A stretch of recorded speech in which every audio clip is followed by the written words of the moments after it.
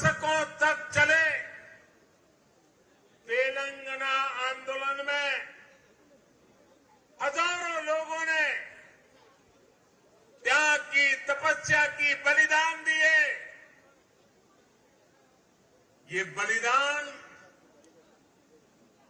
तेलंगाना के उज्जवल भविष्य के लिए थे। ये बलिदान तेलंगाना की आन बान शान के लिए था। तेलंगाना आंदोलन इसलिए नहीं चला था कि कोई एक परिवार तेलंगाना के विकास के सपनों को लगातार कुचलता रहे। तेलंगाना आंदोलन इसलिए नहीं चला था कि कोई एक परिवार साम, दाम, दंड, भेद ये रास्ता अपना करके तेलंगाना को तबाह करने में नई नई साजिश करते रहे। साथियों, परिवारवादी पार्टियां भारत की केवल एक सियासी समस्या नहीं है।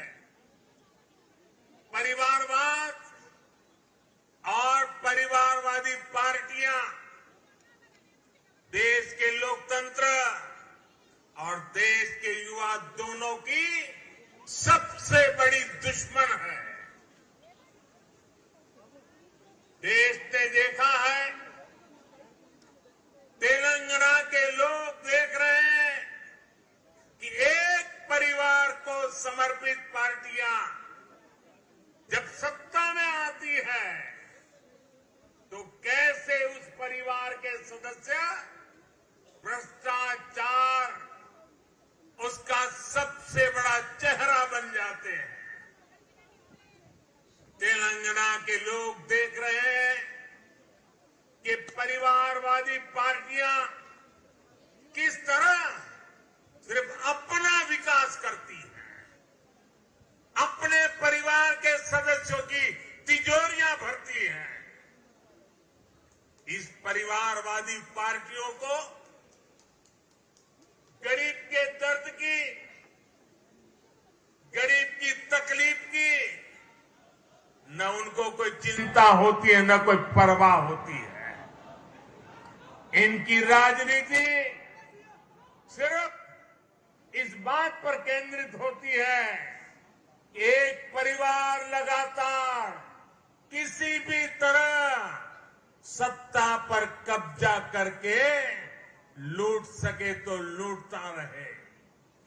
इसके लिए ये लोग समाज को बांटने की साजिश रखते हैं। जनता का विकास में उनकी कोई रुचि नहीं होती है। पिछड़ेपन, समाज पीछे रहे, उसी में उनका भला देखते हैं।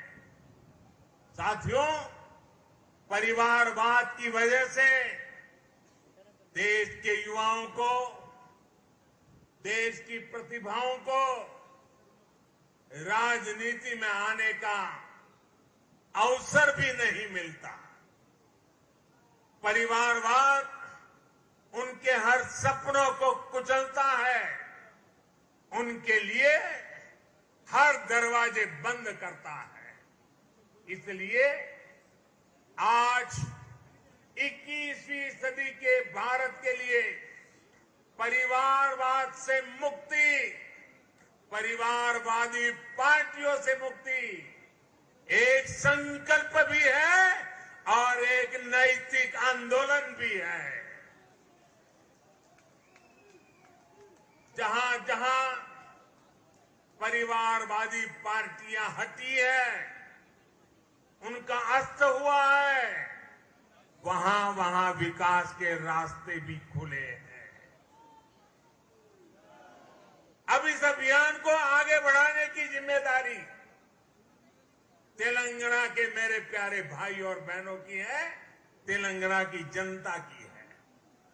साथियों, एक और भाजपा की लड़ाई तेलंगाना के भविष्य के लिए है, तो दूसरी ओर ये लड़ाई तेलंगाना के सम्मान, स्वाभिमान और पहचान की भी है।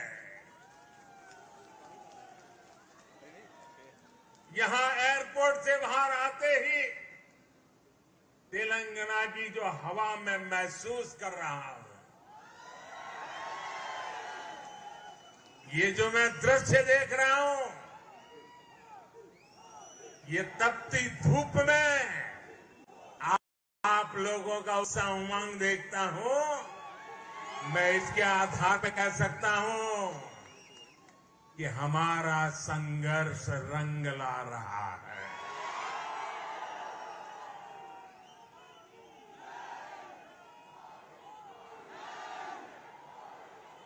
पिछले दिनों अलग अलग चुनावों में भाजपा की जीत इस बात का स्पष्ट संकेत है कि तेलंगाना में अब लोगों ने मन बना लिया है। तेलंगाना में अब बदलाव पक्का है। तेलंगाना में अब भाजपा तय है। साथियों, भाजपा ने पिछले 8 सालों में सबका साथ, सबका विकास, सबका विश्वास और सबका प्रयास के मंत्र के साथ देश की निरंतर सेवा की है। गरीब, पिछड़ा, दलित, आदिवासी, हमारी माताएं बहनें, हमारे अंत्योदय के सारे साथी, भारतीय जनता पार्टी के लिए उनका उत्कर्ष ये हमारी आस्था है। देश का सम्मान देश के गरीब, मजदूर और किसान के सम्मान से जुड़ा है। आज गरीब से गरीब व्यक्ति भी सपने देख सकता है, स्वाभिमान से जीवन जीने का प्रयास कर सकता है। हमने हर गरीब को शौचालय देने का वायदा किया, उसे पूरा किया। हमने गरीब को देश की आर्थिक मुख्य धारा से जोड़ने का संकल्प लिया, जन धन योजना खातों के जरिए उसे पूरा किया। हमने गरीब माताओं बहनों को धुएं से आजादी देने की बात कही, उनके नाम पर उन्हें पक्का घर देने की बात करी। पूरे देश में आज करोड़ों गरीबों का ये सपना साकार हो रहा है। आज किसानों के उनके खातों में, और खास करके मेरे छोटे किसान भाई बहनों को किसान सम्मान निधि मिल करके उनको एक नई ताकत मिल रही है। मुद्रा योजना और स्वनिधि योजना जैसे प्रयासों से लाखों करोड़ों युवाओं के लिए स्वरोजगार के अवसर बन रहे हैं।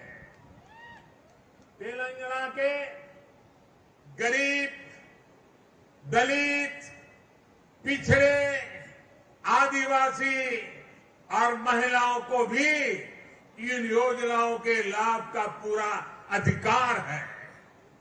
लेकिन दुर्भाग्य से यहां इन योजनाओं के नाम बदलकर इन पर भी सियासत हो रही है।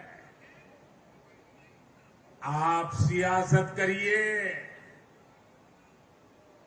जनता के दिलों से न नाम हमारा हटा सकते हैं, न हमारा नाम मिटा सकते हैं, क्योंकि हम गरीबों के लिए जीने वाले लोग हैं। जी जान से गरीबों का कल्याण के लिए समर्पित लोगों के हमारी परंपरा है। साथियों, जब योजनाएं प्रचार और परिवार के भ्रष्टाचार का शिकार होने लगे तो उससे सबसे ज्यादा नुकसान हमारे गरीब भाई बहनों का होता है, हमारे दलित, पीड़ित, शोषित, वंचित का होता है। भाजपा के कार्यकर्ताओं का दायित्व है इस सच्चाई को तेलंगाना के हर एक नागरिक तक लेकर जाएं। भाई और बहनों, हम सब जानते हैं कि तेलंगाना का सामर्थ्य क्या है, यहां कितनी संभावनाएं हैं। हम चाहते हैं कि तेलंगाना तेजी से विकास की रफ्तार पकड़े।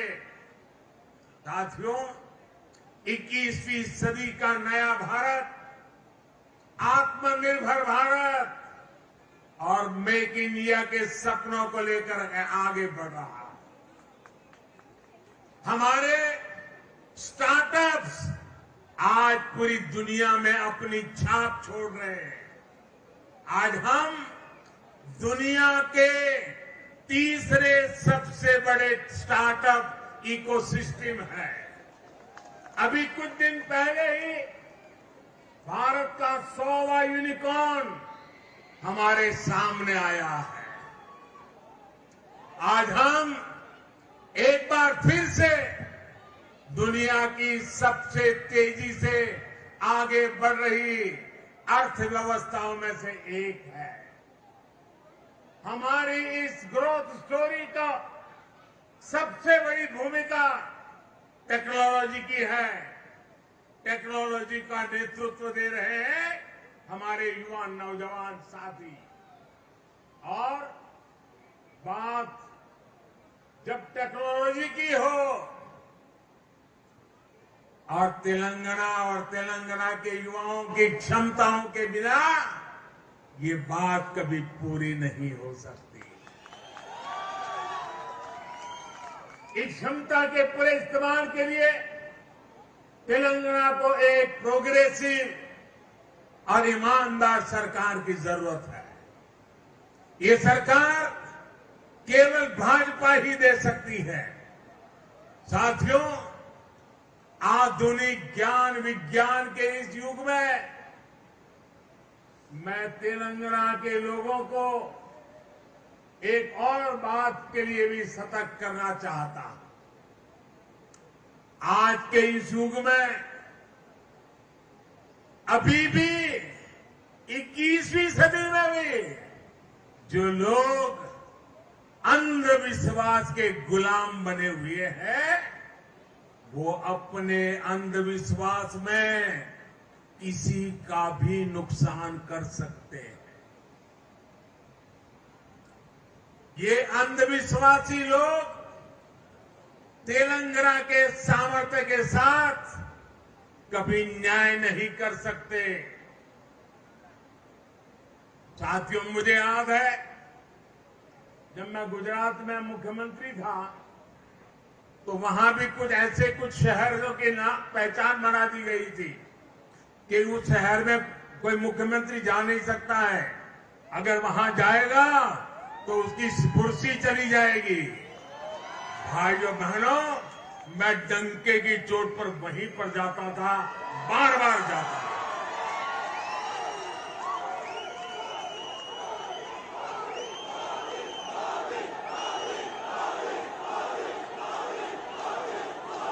मैं विज्ञान में विश्वास करता हूं, मैं टेक्नोलॉजी में विश्वास करता हूं।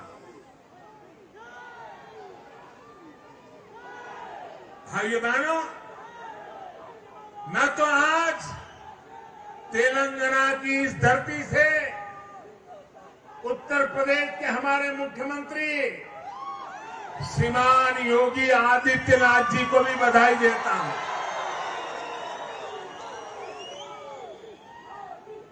उनके वो तो संत परंपरा से हैं, सन्यासी परंपरा से हैं।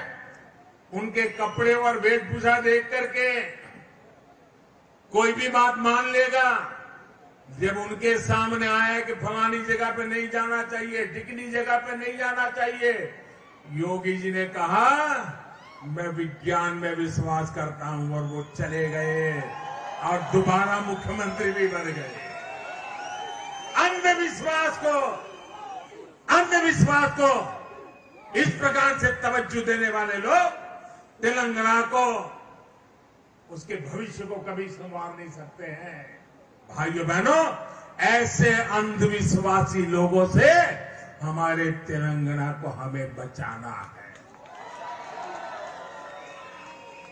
मैं आप सभी भाजपा कार्यकर्ताओं से कहूंगा, हमें पूरी मेहनत करनी है। हमें तेलंगाना की जनता की सेवा में कोई कोर कसर नहीं छोड़नी है। मुझे पूरा विश्वास है कि भाजपा का हर एक कार्यकर्ता इसी उत्साह और समर्पण के साथ आगे भी काम करता रहेगा। तेलंगाना तेजी से विकास के रास्ते पर चलेगा, तुष्टीकरण की राजनीति से मुक्त होगा, परिवारवादी पार्टी के चंगुल से मुक्त होगा। और भाइयों बहनों, मैं 2013 वो समय भूल नहीं सकता। मैं तो गुजरात का कार्यकर्ता था, पूरा देश न मुझे जानता था, लेकिन हैदराबाद ने एक ऐसा इतिहास रचा था जिसने पूरे हिंदुस्तान की सोच में परिवर्तन लाया था। मैं आपको याद दिलाना चाहता हूं, हिंदुस्तान के सार्वजनिक जीवन में वो पहली घटना थी, और हैदराबाद तेलंगाना के लोगों ने करके दिखाया था। जब मैं हैदराबाद आया तो मेरा भाषण सुनने के लिए टिकट रखी गई थी, पैसे देकर के आइए सुनने के लिए, और मैं देख रहा था तेलंगाना के लोगों ने टिकट खर्च करके इतनी प्रेम वर्षा की थी, इतनी प्रेम वर्षा की थी, और उससे वही एक टर्निंग पॉइंट था कि आज मुझे देश की सेवा करने का मौका मिला है। यही हैदराबाद, यही तेलंगाना हम नया इतिहास बना करके तेलंगाना में झंडा गाड़ने वाला है।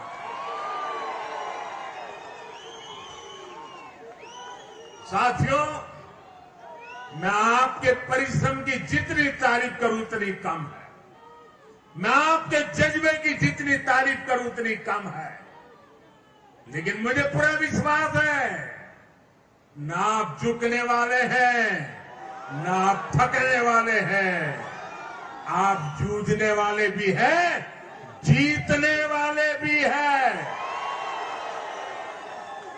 मेरे साथ बोलिए भारत माता की, भारत माता की, भारत माता की। बहुत बहुत धन्यवाद।